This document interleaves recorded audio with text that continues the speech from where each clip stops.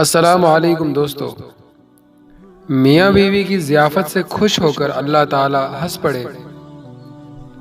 عشاء کی نماز ہو چکی ہے اور اکثر لوگ گھر جا چکے ہیں۔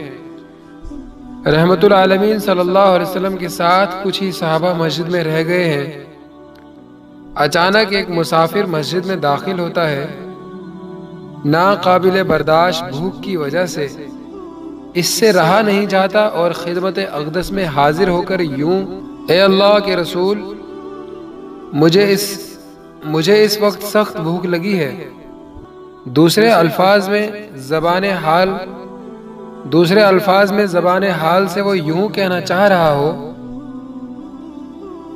کہ یا تو آپ صلی اللہ علیہ وسلم خود میرے لیے فوری کچھ کھانے کا انتظام فرمائیں یا پھر کسی دوسرے سے اس کا بندوبست کرائیں۔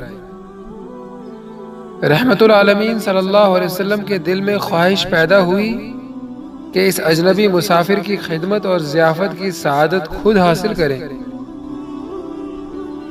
چنانچہ سب سے پہلے مسجد نبوی کے ارد گرد موجود گھر نما کمروں میں قیام پذیر متعدد ازواج مطہرات سے معلوم کرایا کہ کیا اس مہمان کے لیے کچھ نظم ہو سکتا ہے۔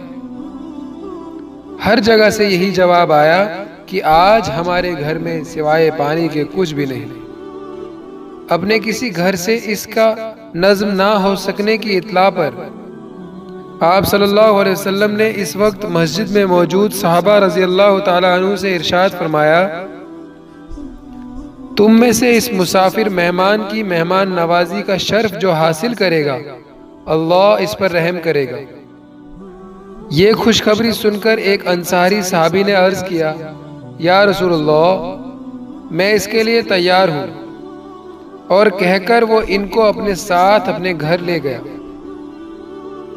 اور اپنی بیوی سے فرمایا: دیکھو، یہ اللہ کے رسول کے مہمان ہیں،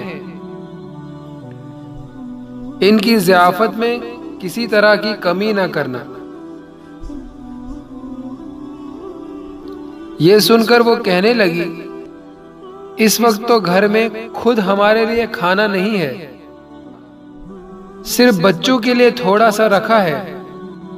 یہ سن کر انہوں نے اپنی وفا شعار بیوی سے فرمایا: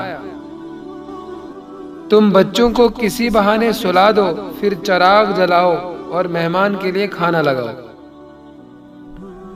شوہر کے حسب حکم اس فرما بردار بیوی نے اپنے معصوم بچوں کو بھوکا سلا دیا اور چراغ جلا کر مہمان کے لیے کھانا لگا دیا۔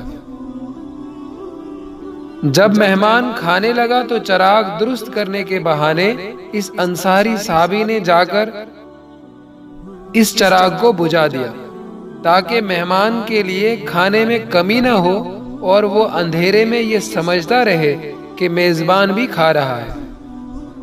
اس طرح بچوں کے لیے رہا ہوا وہ کھانا اجنبی مہمان نے تناول فرما لیا، اور میاں بیوی نے اپنے بچوں کے ساتھ اس اجنبی مسافر مہمان کی خاطر بھوکے رہ کر رات گزار دی۔ اگلے دن صبح دونوں میاں بیوی حسب معمول مسجد نبوی میں نماز کے لیے حاضر ہوئے۔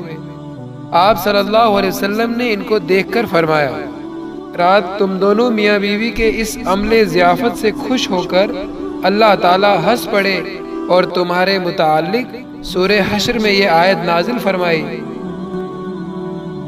یہ وہ لوگ ہیں جو خود بھوکے رہ کر دوسروں کو کھانا کھلاتے ہیں۔